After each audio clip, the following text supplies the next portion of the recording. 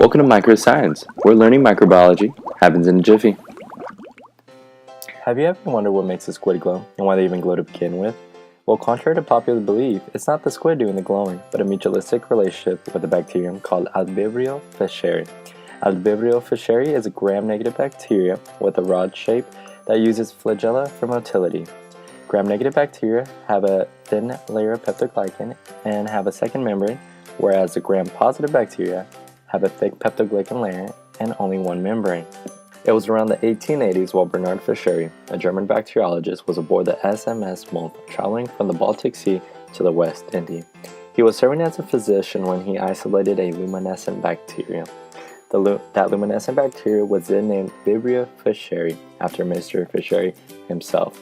But in 2007, an rRNA comparison led to a reclassification of species from the genus Vibrio to Allivibrio. Allivibrio Fischeri belongs to the Babesionaceae family. This family is known to contain a few pathogenic bacteria that lead to cholera and foodborne diseases.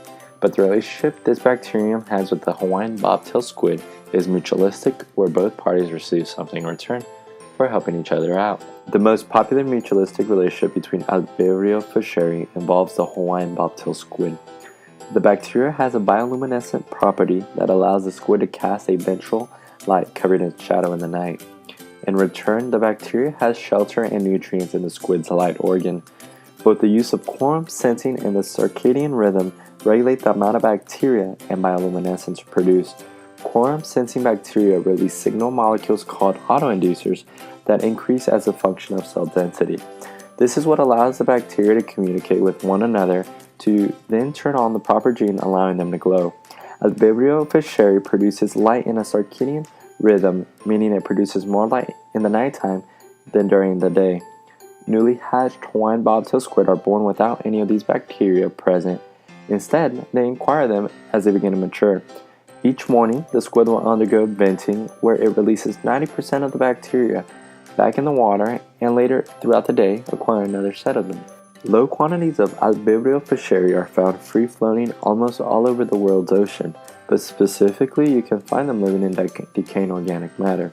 The higher concentration Allivibrio Fischeri can be found in the light organ of marine animals. Allivibrio Fischeri is a facultative anaerobe and is capable of using both respiratory and fermentative metabolism depending on where the bacteria is located, whether free-floating or in the light organ of a squid. Allivibrio Fischeri is considered a chemoorganotroph, meaning these bacteria use organic compounds like glucose, fats, and proteins as their energy source. So how do they reproduce? Like any bacteria cell, they will reproduce by binary fission. Binary fission is a process in which the cell grows in volume until it divides in half to yield two identical daughter cells. In gram-negative bacteria, the walls are more flexible and division of the septum forms as the side walls pinch inward, causing the cell to divide into two. Bioluminescence is the ability for an organism to naturally produce light. Bioluminescence is commonly used to stun prey, provide camouflage, or attract other organisms to their location, being mates or prey. In the case of Allivibrio Fischeri, its bioluminescence provides camouflage for the Hawaiian bobtail squid. Bioluminescence is an accurate response indicating an enzyme's efficiency. If the enzyme is functioning, the bioluminescent organism will emit light. The substrate that causes organic light to be emitted by an organism is called luciferin, and the enzyme that catalyzes all bioluminescent reaction is called luciferase. Bacterial luciferin is a reduced riboflavin phosphate which is oxidized in association with a long-chain aldehyde, oxygen, and a luciferase. The bioluminescence of Allivibrio Fischeri is caused by the transcription of the LOX operon, which is induced through population-dependent quorum sensing. The population of Allivibrio Fischeri needs to reach an optimal level to activate the LOX operon and stimulate light production.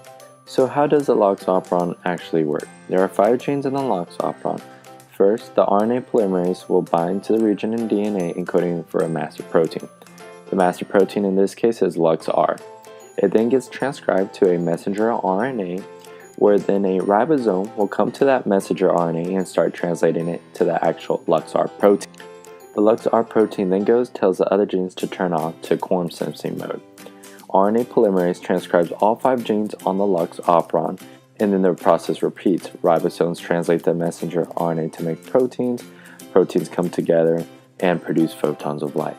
Lux A and B code for components of luciferase. Lux C, D, and E codes for fatty acid reductase complex that makes the fatty acids necessary for the luciferase mechanism. So how does bioluminescence translate to our day-to-day lives? It's actually becoming the basis for the future of electricity. Glowy is a French-based company that has an alternate solution for electricity. They use the genes that code for bioluminescence for bacteria living in symbiosis with squids, cultivate them, and place them into transparent shells with media in order for the bacteria to make light. The goal is to move away from electrical lighting and into biological lighting. Allivibrio Fischeri may also be used to test contamination in water. The amount of light that bacteria are able to illuminate is an indicator of metabolism. Therefore, a water toxicity parameter can be measured as a reduction of light emission caused by the presence of hazardous components. For example, fresh clean water does not affect its cellular metabolism, so when Allivibrio Fischeri is introduced into the water, it will produce a bright glow, versus water with even the slightest toxin that we can't even smell, see, or taste can alter the bacteria's metabolism and will produce a dimmer glow. Have a burning question? I want to hear another topic? Drop us a comment down below.